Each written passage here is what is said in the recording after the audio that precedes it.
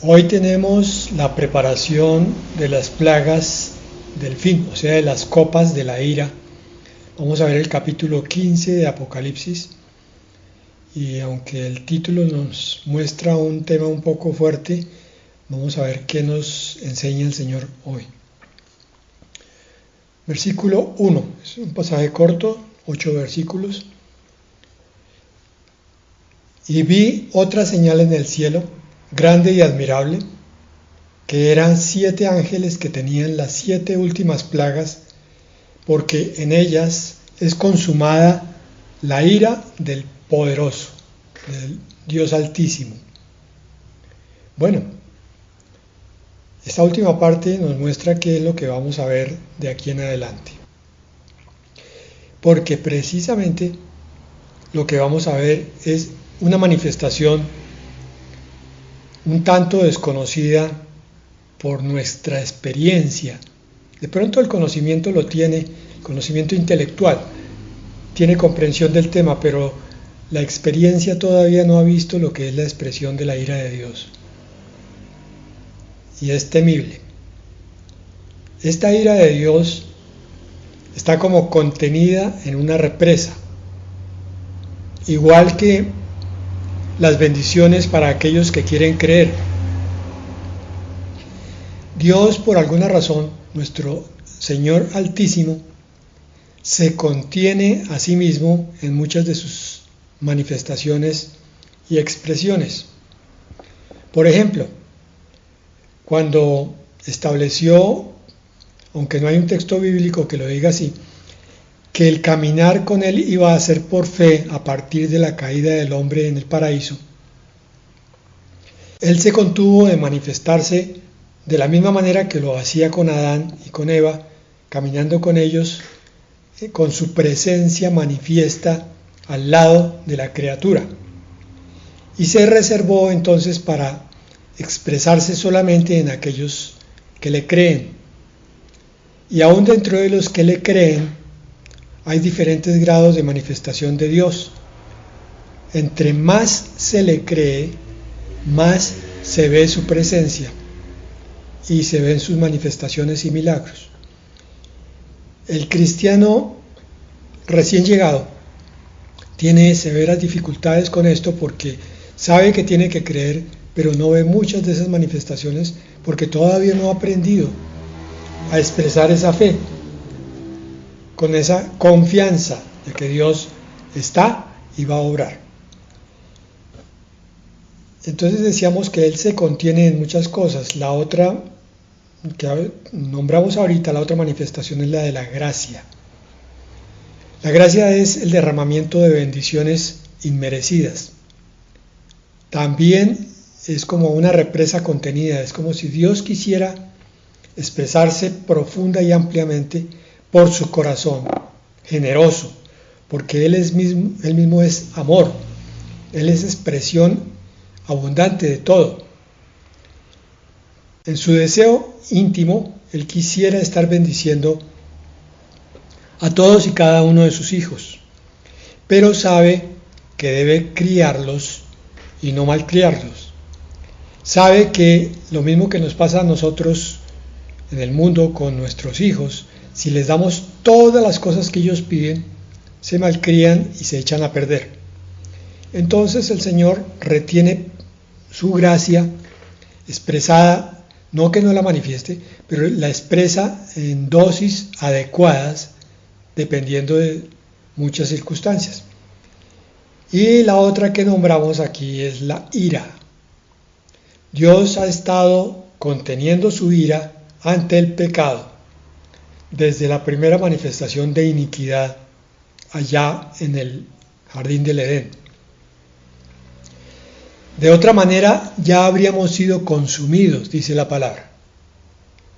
Gracias a su misericordia y a su gracia, su ira no se ha manifestado, pero la ira santa, que es la expresión final de la justicia de Dios y de la santidad, es algo que es parte de la personalidad, del carácter, del temperamento de Dios. Es un Dios que no tolera el pecado y está dispuesto a corregirlo en cualquier momento. Dependiendo de las manifestaciones temporales con los hombres, pues Dios expresa más o menos esa ira. Por ejemplo, en la época de la ley, con los judíos la expresó más abiertamente. Ahora con la gracia se ha contenido en muchos aspectos y por eso los incrédulos dicen, pero ¿cuál Dios? No vemos que se manifieste en nada. Miren la cantidad de pecado que hay ahí. Si hubiera un Dios, Él no permitiría la expresión de tantas cosas tan duras.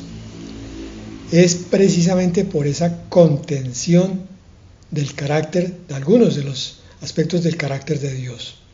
Pero ahora, lo que vamos a ver de aquí en adelante es la expresión de esa ira. Las 7 plagas que vienen a continuación son la ira de Dios contenida en las 7 copas, que se van a ver a partir del capítulo 16. Estas plagas o estas copas constituyen el tercer ay. Aquellos que estuvieron atentos recuerdan que hace 2 capítulos hablamos de los 3 ayes que estaba nombrando un ángel sobre la tierra. El tercer ay sucede al tocarse la 7ª trompeta y al empezar la manifestación de las 7 copas de la ira. Así como la salida de Egipto del pueblo de Israel, el pueblo de Dios, estuvo marcada por plagas contra Egipto y el faraón, así pudiéramos decir que ahora viene la salida del mundo de la esclavitud satánica. El mundo entero va a salir entonces a la libertad del reino milenial. Y está también precedida esa salida por plagas. 10 en el caso de Faraón, 7 en el caso del demonio. Menos, no. Son plagas muy severas las que vienen sobre el mundo. Apocalipsis 15:2.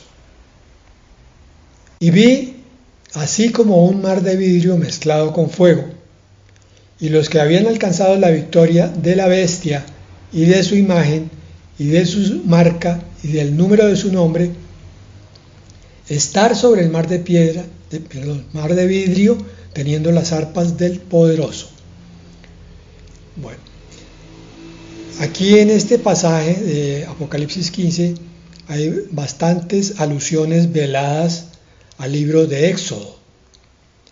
Como un mar de vidrio mezclado con fuego, que dice aquí en el versículo 2, nos recuerda la liberación de Israel a través del Mar Rojo. Aguas probablemente teñidas por la columna de fuego con que él los guiaba.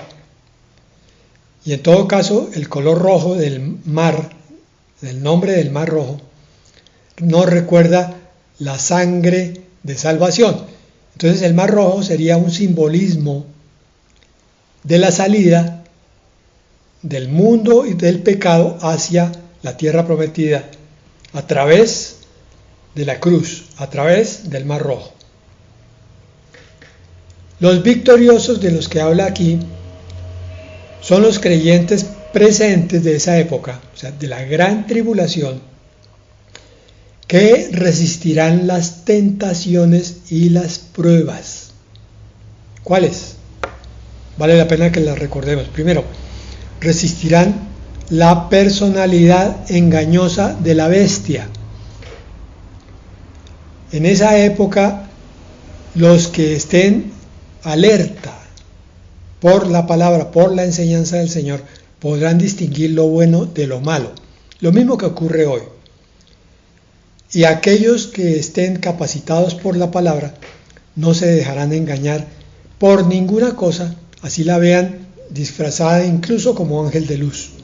Ustedes ya saben que el anticristo llega con esa figura, disfrazado de ángel de luz, para después mostrar realmente las garras y los colmillos.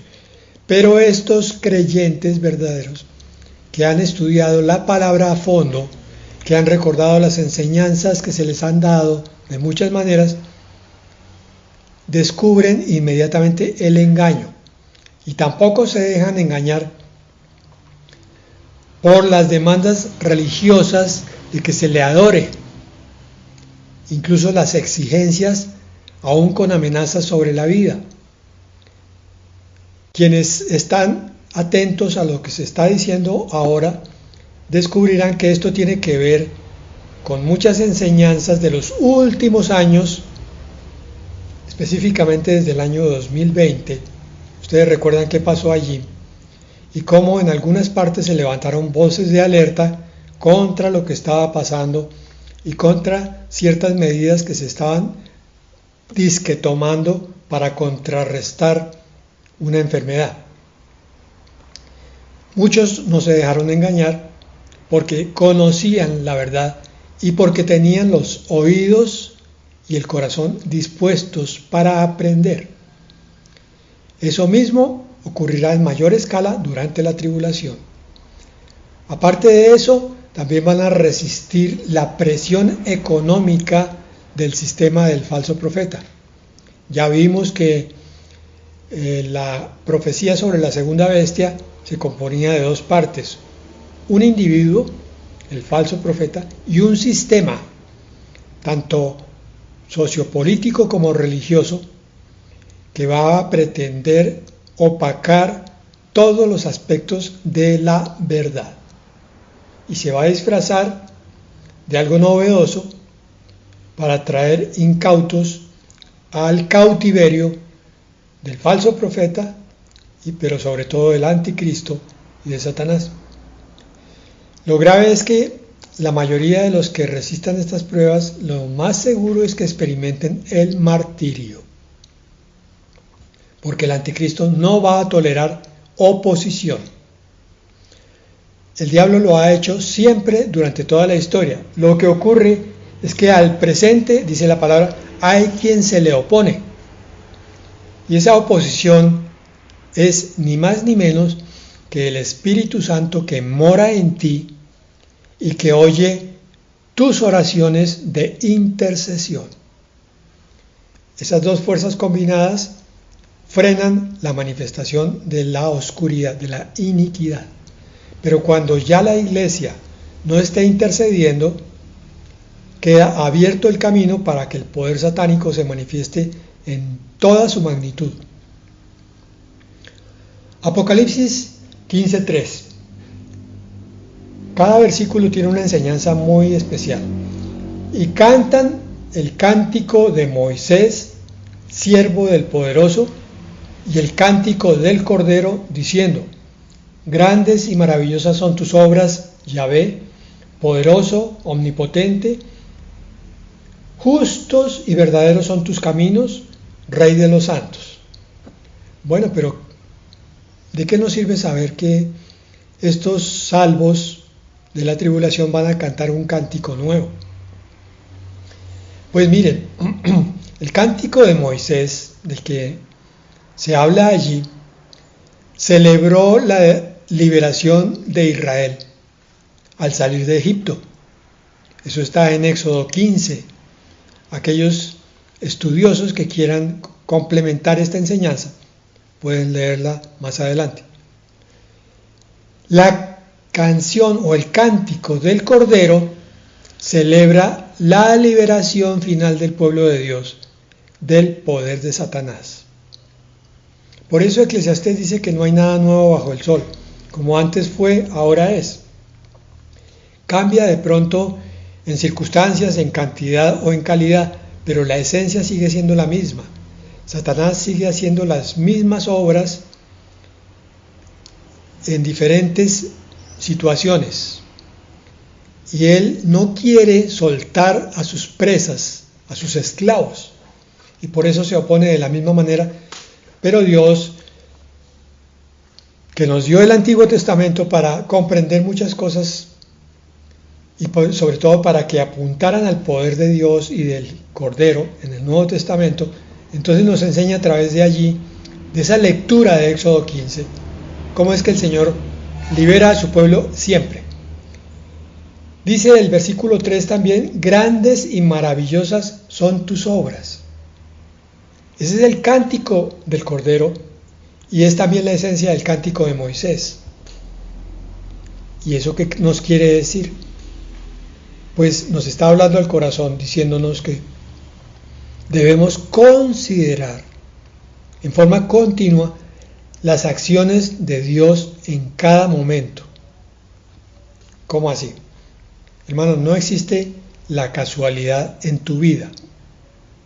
Todo lo que haya ocurrido en estos últimos días, en los últimos meses, en los últimos años, tiene un propósito. Porque Dios, dice la palabra en Hebreos 1, sostiene todo con el poder de su palabra. Allí en Hebreos 1 se refiere específicamente a Jesucristo, que es el que sostiene todas las cosas con la palabra de su poder, dice esa palabra. Pero aquí lo estamos generalizando. Jesucristo es Dios. Dios está al control de todas y cada una de tus circunstancias. No existe la suerte, no existe la casualidad, no existe el azar, sino que Él maneja los hilos invisibles de cada circunstancia alrededor tuyo, para que el plan que Dios tiene sobre tu vida se realice a cabalidad. Por eso, cuando tú logres descubrir esa tremenda verdad, podrás decir: grandes y maravillosas son tus obras. Y habrá entonces un cántico en tu corazón, porque sabrás que aún los momentos más duros de tu vida están dentro del plan de Dios y tienen un propósito altísimo. La otra parte del cántico decía: justos y verdaderos son tus caminos. Los caminos es lo que Dios ha trazado para que lleguemos a Él. Primero a salvación y después a santificación y glorificación. Los caminos tienen el mismo sentido de la Torá en el Antiguo Testamento. Ustedes conocen que los hebreos llamaban Torá a los primeros libros, porque la palabra Torá se traduce como ley, pero sirve más en el otro sentido que casi no se usa, que es el de instrucción. ¿Por qué digo esto? Porque la palabra ley nos parece apelar a una serie de normas precisamente legalistas y exigentes. Solamente es pedir, pedir, pedir, pedir. No haga esto, no haga esto, no haga esto. En cambio, el sentido de Torá como instrucción nos abre un panorama mucho más amplio. Es la instrucción de Dios. Primero, describiéndonos lo que existe. Entonces, cuando tú cambias tu convicción de que la Biblia es un libro religioso, que la Biblia es un libro de historias, y cuando conviertes entonces tus ojos y tu corazón a la verdadera visión, entendiendo la instrucción de Dios, entonces empiezas a leer la Escritura como la descripción de lo que existe y los cuidados que hay que tener alrededor de ciertas cosas existentes que son dañinas. En ese sentido, cuando la Biblia se convierte en instrucción, tú la lees con mucho más agrado, porque es como si leyeras el manual de algo que te apasiona. ¿Qué podría ser? No sé si es un computador, si es un carro, si es algún aditamento o elemento. Tú buscas las instrucciones y las lees con pasión, porque eso es lo que te encariña, lo que te atrae, lo que te apasiona. La conclusión es que hay que abandonar los conceptos estereotipados de que la Biblia es un libro aburrido. Cuando tú empieces a encontrar instrucción, ¿qué es lo que estamos haciendo ahora?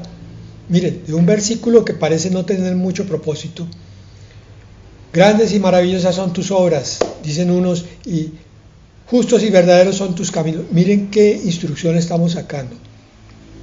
¿Qué instrucción? Algo muy profundo que se puede sacar tanto del libro de Génesis como de Apocalipsis, como de Éxodo, Levítico o cualquiera de ellos. date el permiso de orar a tu Señor y decirle: Padre, muéstrame el tesoro de tu palabra, la luz de tu palabra. Que no sea yo uno que le huye a leer tu palabra porque piensa que no está encontrando nada y que es aburrida. Porque, Señor, he aprendido a través de algunos siervos que tu palabra no es solo una instrucción como de llenar de conocimiento, sino que al mismo tiempo nos está capacitando y nos está llenando de poder para vivir una vida mucho mejor que la que tenemos hasta hoy en día.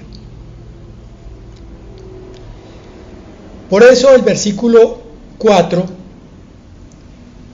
dice de esta manera: ¿quién no te temerá, Señor, y engrandecerá tu nombre? Ahí podríamos poner el nombre de Yahvé para acostumbrarnos a nombrar al Señor. Porque tú solo eres santo, por lo cual todas las naciones vendrán y adorarán delante de ti, porque tus juicios son manifestados. Aquí está resumido en este versículo, espero que lo hayan visto todos, lo que les estaba diciendo antes. Mira, entre las ideas principales hay ciertas partículas gramaticales como porque, por lo cual y porque. Se repite: porque tú eres santo, porque, por lo cual todas las naciones vendrán y porque tus juicios son manifestados. ¿Por qué no le preguntas a Dios: Señor, ¿y tú por qué pusiste esos por qué y por lo cual? Bueno, entonces toda la oración va haciendo una construcción de vida. Todo el versículo 4 dice: si yo te temo, Yahvé, y engrandezco tu nombre, es porque tú eres santo. Y por esa razón las naciones, o en este caso la nación como pueblo tuyo, la nación cristiana, te adora. Porque tus juicios son manifiestos, son manifestados. Ahora, medita en eso que acabas de leer. Está diciéndote que hay una razón para engrandecer, para alabar a Dios. Porque Él es santo y por esa razón se le adora. La adoración no es solamente una parte de un culto. La adoración tiene un sentido en tu vida cristiana que tienes que descubrir. Lo mismo que la riqueza de leer la instrucción de Dios es descubrir el secreto de la alabanza. Te lo voy a decir de esta manera. ¿Cuál fue la primera palabra que el Señor usó aquí? En versículo 4. ¿Quién no te temerá? Miren por dónde empieza. Pero si se dan cuenta, este es un versículo de alabanza. Empieza con el temor. ¿Por qué? Porque el temor bíblico, bien entendido, tiene dos componentes. Uno, miedo para aquel que no conoce a Dios, para aquel que apenas está empezando a acercarse. Lo único que ve son prohibiciones y el incrédulo ve lo mismo.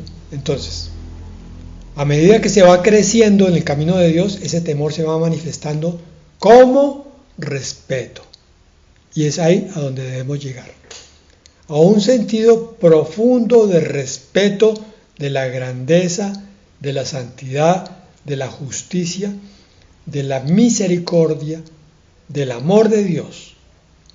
Pero para eso necesitas conocerlo. Entonces el respeto se basa en el conocimiento, y es lo mismo que en una relación de dos seres humanos. De hecho, una relación de dos hermanos, una relación de dos esposos, una relación de padres e hijos debe basarse en el respeto del conocimiento. ¿Conocimiento? ¿Sí? Si yo sé que mi esposa de pronto me deja porque yo le soy infiel, voy a temerle a la reacción de mi esposa. Entonces la respeto. Aparte de que sé que debo respetarlo como ordenanza de la Escritura. Un hijo que respeta a su padre es un hijo que va a seguir el mismo camino de su padre.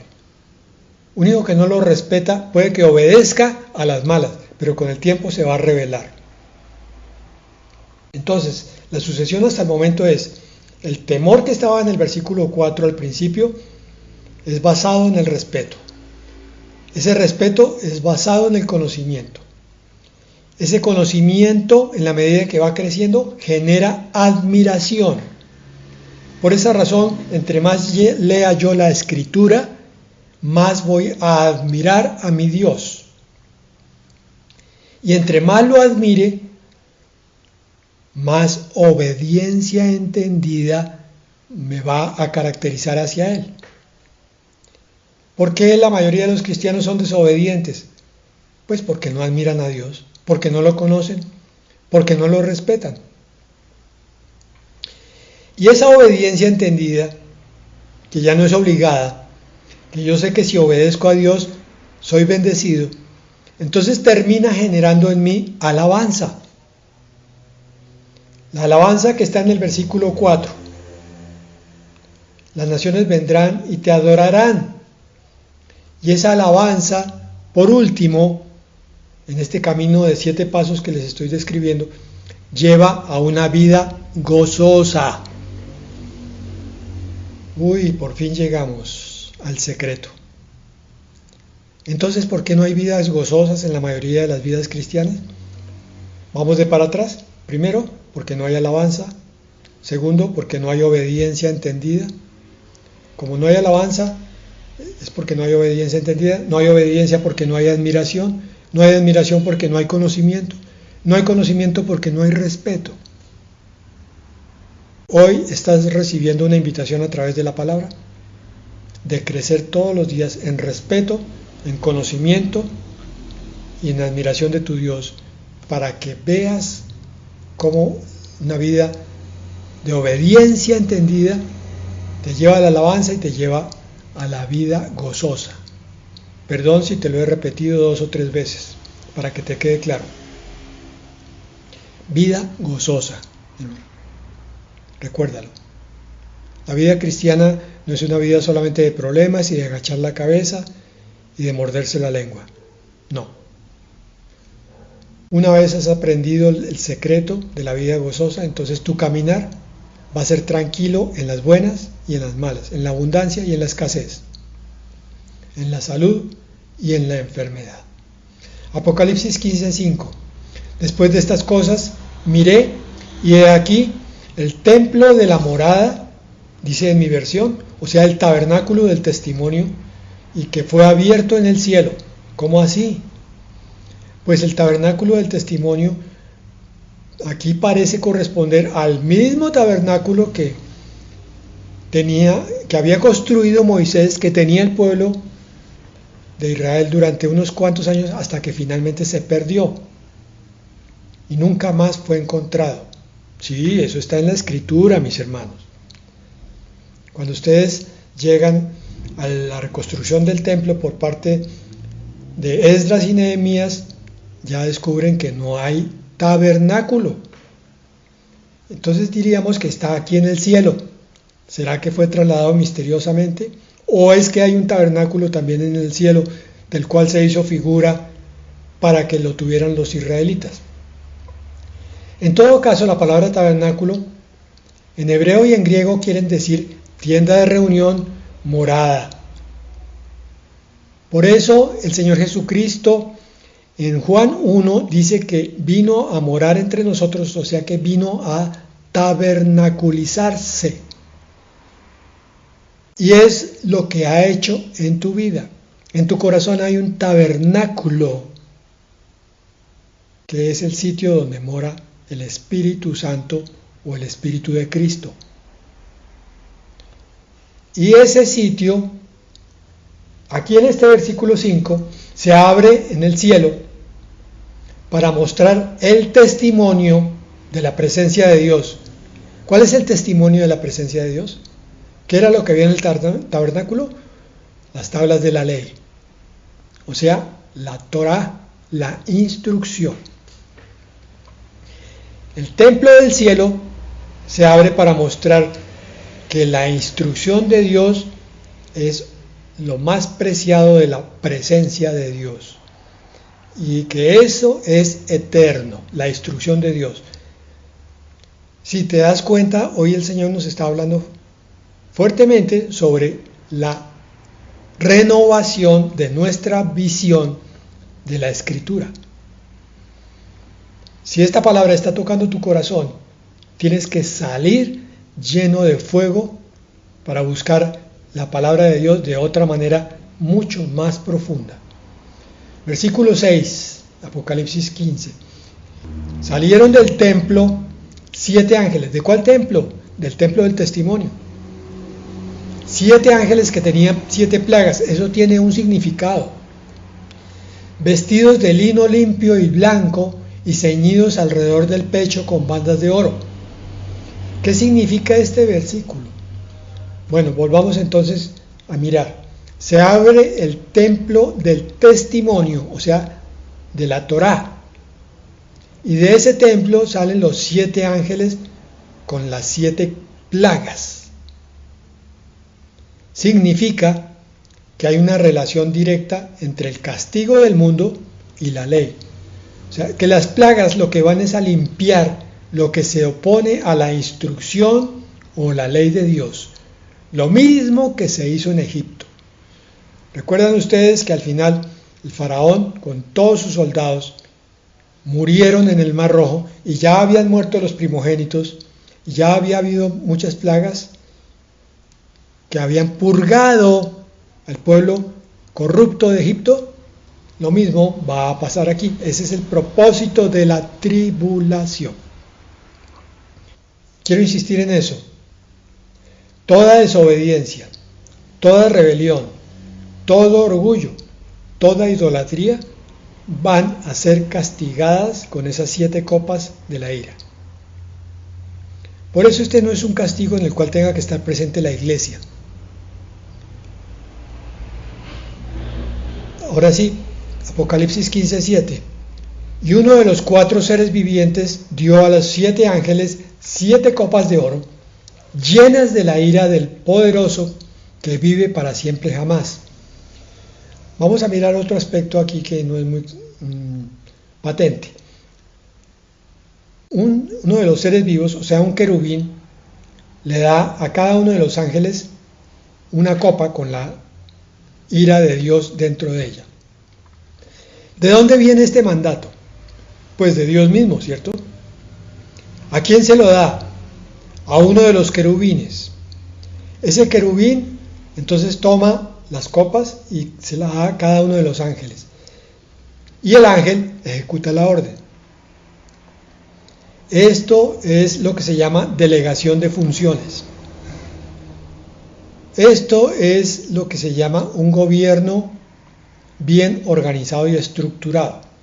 El que manda va cediendo parte de su poder al que le sigue. Pero lo que está aquí resaltado es la armonía del cielo, porque todos obedecen, ni uno solo se rebela. La armonía del cielo, ¿cuál es? La obediencia. El secreto de la vida en común es la obediencia, mis hermanos. Por eso es una de las características más importantes del reino celestial. Cuando hay obediencia en un hogar, todo funciona en armonía. Obediencia primeramente a Dios y después a las autoridades que Dios ha delegado. Conocer a Dios es comprender su amor, pero también su justicia. Y ambas cosas nos hacen caminar hacia Él y con Él. Especialmente con Él. Yo no puedo caminar con Dios si no hay obediencia. No puedo entender la armonía del universo y la belleza de todo eso cuando no comprendo la importancia de la obediencia. Así que esta es una tarea que todos nosotros como creyentes tenemos que efectuar día a día. Mirar qué parte de nuestro ser todavía no está rendido a la obediencia a Dios.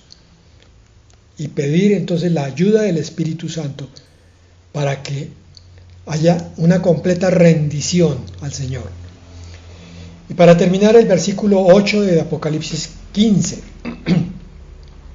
El templo fue lleno de humo por la majestad del poderoso y por su potencia o su poder o su gloria, decía, o majestad.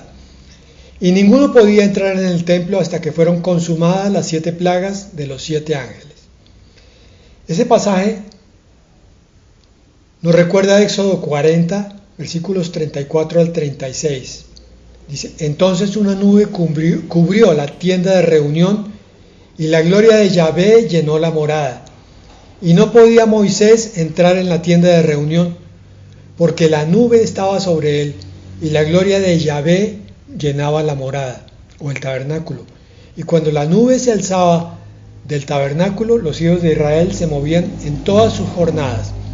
Bueno, la Biblia nos habla de una característica que hoy en día no se conoce mucho, que es la gloria de Dios, que puede llenar un recinto, puede llenar un templo, una iglesia o un hogar y hacer que nadie pueda entrar allá.